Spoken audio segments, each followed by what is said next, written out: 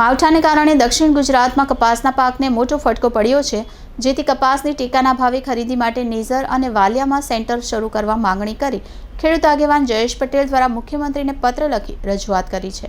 દક્ષિણ ગુજરાતમાં કમોસમી માવઠાના કારણે 1 લાખ એકર જમીનમાં પાકતા કપાસના પાકને પણ ભારે નુકસાન થતાં પોષણક્ષમ ભાવ નહીં મળતા ખેડૂતોને ટેકાના ભાવ કરતાં પણ ઓછા ભાવ મળી રહ્યા હોવાથી દક્ષિણ ગુજરાતમાં નિઝર અને વાલિયામાં 2 સેન્ટર શરૂ કરીને કપાસની ટેકાના ભાવે ખરીદવાની માંગ ખેડૂતોમાંથી ઉઠી છે।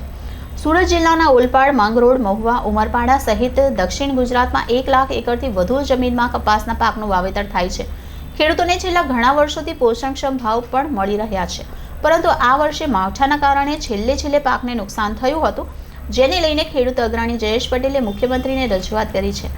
આ વર્ષે માવઠાના કારણે પાકને છેલ્લે નુકસાન થતાં જેનો લાભ વેપારીઓ ઉઠાવી રહ્યા છે અને સરકારે ક્વિન્ટલે એ જ ટેકાના ભાવ 6,970 જાહેર કર્યા છે, જ્યારે હાલમાં વેપારી દ્વારા ક્વિન્ટલ દીઠ ₹6,000 થી 6,500માં કપાસ ખરીદી રહ્યા છે।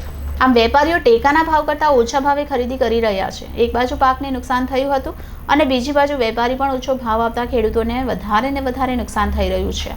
આ કારણે દક્ષિણ ગુજરાતમાં અંદાજે 1 લાખ એકર જમીનમાં કપાસનો ભાવ થતો હોવાથી ખેડૂતોને પોષણક્ષમ ભાવ મળી રહે તે માટે નિઝર અને વાલિયામાં કોટન કોર્પોરેશન ઓફ ઇન્ડિયા દ્વારા કપાસ ખરીદીના કેન્દ્ર શરૂ કરીને ખેડૂતો પાસેથી ટેકાના ભાવે કપાસ ખરીદાય તેવી વ્યવસ્થા કરવા માંગ કરી હતી। આ ઉપરાંત કપાસના પાકમાં નુકસાન થયું હોવાથી ખેડૂતોને ક્વિન્ટલ દીઠ ₹1,500 બોનસ તરીકે જાહેર કરવામાં આવે તો કપાસના ખેડૂતોને કપરા સમયમાં પોતાના પરિવારને ટકાવી શકે તેમ છે।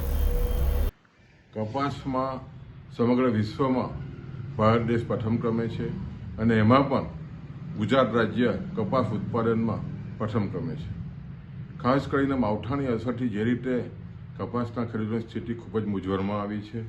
કપાસના સતત ભાવો ગગડી રહ્યા છે, ટેકા કરતાં પણ ભાવો ગગડી રહ્યા છે અને વેપારીઓ સરેઆમ ખેડૂતોનું અહિત કરી રહ્યા છે।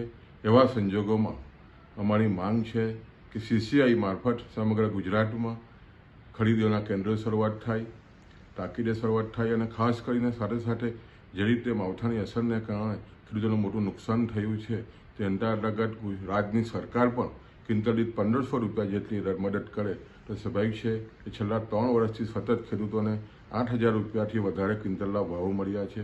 અત્યારે સતત ટેકા કરતામાં ભાવો ગગડી રહ્યા છે। એવા સંજોગોમાં રાજ્યની સરકારને ખાસ કરીને CCI કેન્દ્ર ખોલીને ખેડૂતોને વારે આવવું જોઈએ। એના માટે માનનીય મુખ્યમંત્રી શ્રી ભૂપેન્દ્રભાઈ પટેલને